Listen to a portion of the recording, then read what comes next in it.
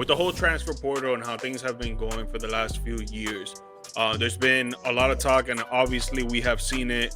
We've seen it happen with our very own eyes. But teams that used to be on top, like the Alabamas, the Georgias, the Penn States, the Notre Dames, etc., are now, they're still good, but now there's more of a closing gap between other schools because of the transfer portal.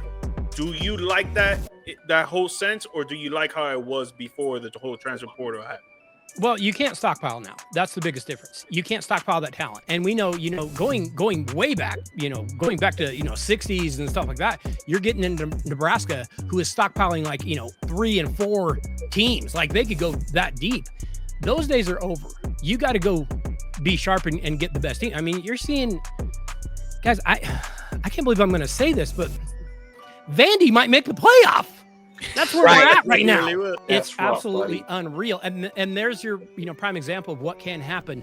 You can go get those 1 or 2 guys. You go get Pavia. Hey, he's a game changer, man. That kid doesn't look like it, but he absolutely is a problem for everyone he plays.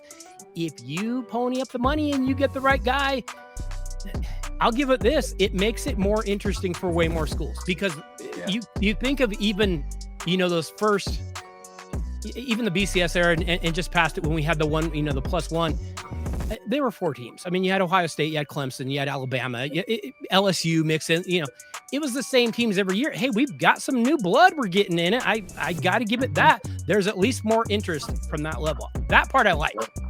Yeah. There's some stupidity to it, but that part I love. It's wild too. We're touching on NIL a little bit too. I think that NIL affects the sports in different ways as well. If you go like college basketball, I think it's the best thing for college basketball, because these kids will stick around a lot longer. It'll make the tournament better. With football, I think it's pretty much now it's just going to be whoever has the most money is going to get the best players, and it's not really going to change a thing, because you got the Vandy's of the world. Sure, that's a good one. Texas Tech, they had a huge donor that then ought to get in a bunch of recruits, but for the most part, you're still seeing the same teams on top. It's fun getting the playoff in there to mix it up. But I think with basketball, I think that one's going to be where it's going to change things a lot, because I feel like that you have less. It's a lot less guys, a lot less players, and then you don't need to do it as much. And one guy in basketball can change the dynamic of a team completely.